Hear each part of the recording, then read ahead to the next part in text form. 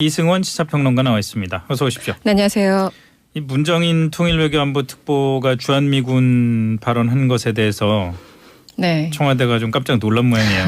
저도 놀랐습니다. 예. 사실 민감한 시기에 특히 이제 보수 진영에서 민감해할 만한 이런 얘기들은 아무리 교수의 자격이라고 하더라도 좀 자제를 해야 되는데. 더군다나 이건 보수 진영만의 문제는 아니죠. 전반적인 문제이기도 하죠.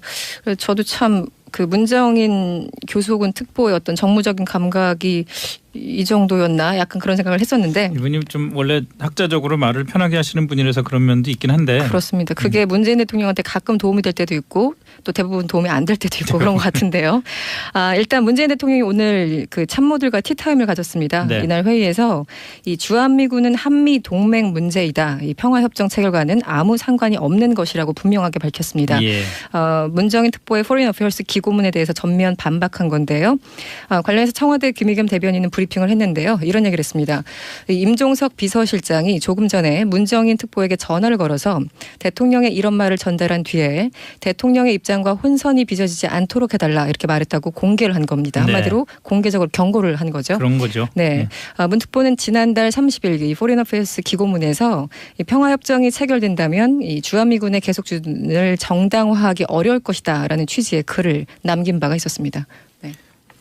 만약에 평화협정이 체결된다면은 주한미군의 그 존재에 대한 여러 가지 논의가 있을 수 있겠죠. 그렇죠. 당연히 네네네. 주한미군 뭐 평화가 정착이 됐는데 웬 주한미군이냐 네. 이럴 수는 있겠습니다만은 그거를 지금 얘기하는 건 시기적으로도 너무 이른 얘기고 그렇죠. 또 주한미군의 역할과 관련해서 또 여러 가지 다른 의견이 있는데 마치 더군다나 대통령의 통일외교 안보 특보라는 분이 다른 특보도 아니고 문정인 교수 그러면은 외교안보 정책에 굉장한 영향력을 미치는 그런 인물로 그렇죠. 네. 그렇게 다들 알고 있는데 이렇게 얘기를 하시면은 자칫 지금 문재인 대통령 정부가 평화협정 맺고 나면은 주한미군 철수하게 할 것처럼 네.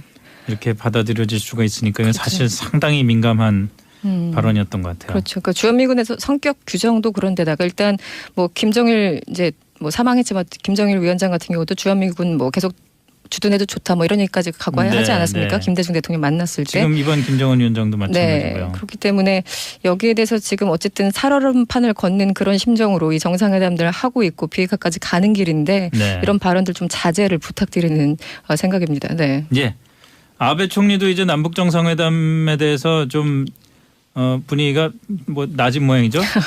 이 트럼프만큼이나 아베 움직임도 굉장히 과격해지고 있어요. 아, 그래요? 네, 아베 총리가 지금 요르단 암만에 있는데요. 네. 현지 시간 1일 거기 현지에서 기자회견을 열었습니다. 네. 일본은 북일 평양 선언을 기본으로 납치와 핵, 미사일 문제를 포괄적으로 해결하고 최종적으로 국교를 정상화한다는 일관된 방침 아래 노력하겠다고 밝힌 겁니다. 국교 정상화. 한마디로 하겠다라는 것이죠. 네. 그런데 물론 이제 납치, 핵, 미사일 다 해결한 다음에 하겠다라는 거라서 그렇겠죠. 굉장히 전제는 많기는 합니다. 일단 뭐 기억하시는 분들 있겠지만 북일 간의 평양 선언이라는 게 있었어요. 지난 2012년 9월이었는데 당시 고이즈미 총리와 김정일 당시 국방위원장이 발표한 선언문입니다. 그러니까 한마디로 과거를 청산하고 실질적으로 국교 정상화를 맺자 이런 그 취지의 선언문이었는데 당시 물론 지켜지지 않았습니다. 그리고 이 암만에서 열린 기자회견에서요. 아베 총리는 9일 도쿄에서 개최하는 한중일 3국 회담 일정을 함께 공개하기도 했습니다. 이 북미 회담에 앞서서 한일 정상 간의 긴밀한 공조를 확인하는 작업이 필요하다. 그래서 3국 회담이 중요하다 이렇게 강조하기도 했습니다. 이게 한중일 3국 정상회담이 이게 참 그 과거사 문제 때문에 사실 열릴 때마다 시기도 그렇고 그 의제도 그렇고 참 힘들게 이어왔던 삼각 회담인데 그랬었죠. 이번에는 이 남북 정상회담 때문에 그냥 다들 중국도 그렇고 일본도 그렇고 너무나 만나고 싶어하는 것 같아요. 네, 의제 지금 뭐 왕이 지금 부장인가요? 왕이 부장도 지금 북한에 갔잖아요. 혹시 중국이 패싱 당할까 봐 우려한다라는 그러니까요. 생각 때문에 갔기 때문에 과거에는 중일 간에 혹은 한일 간에 뭐 위안부나 과거사 문제 때문에 굉장히 걸리적거리는 문제들이 많았었는데 그러니까 문제되는 것들이 많았었는데 이번에는 정상회담 문제에만 좀 집중하지 않을까라는 생각이 듭니다. 네.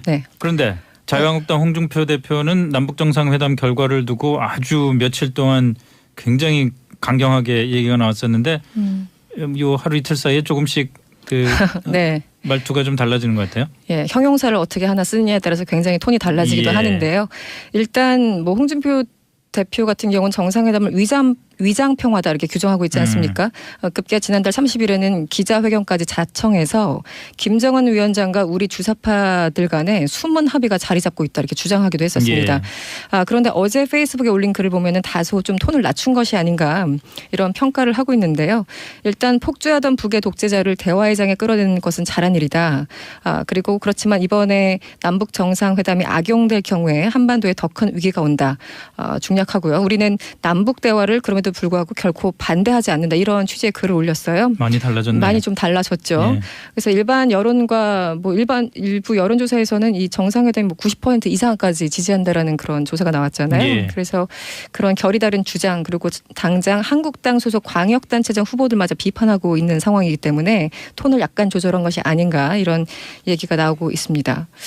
아니면은 그냥 막 시끄럽게 일을 만들어서 주목을 받은 다음에 본심은 그게 아니다 이렇게 점점 하는 전략일 수도 있고요. 네, 트럼프처럼요. 그런 건가요? 네. 관련해서 김성태 원내대표도 굉장히 바쁜데요. 예. 일단 홍준표 대표에 대해서 지나친 인신 공격은 자제해 주길 바란다 이렇게 공개적으로 당부를 했어요. 오늘 오전에 열린 원내 대책회의였는데요. 뭐 남경필 경기지사 후보, 김태호 경남지사 후보 등은 그나마 좀 격을 갖춰서 비판을 했다면 예. 일부 후보들은 굉장히 좀 인신공격성 발언을 하고 있거든요. 예. 그래서 제발 이거 좀 자제하라 이렇게 얘기를 하고 있습니다. 아이고 참 그 당도 좀 힘들겠다. 이것저것. 안팎으로 바쁩니다. 예. 네.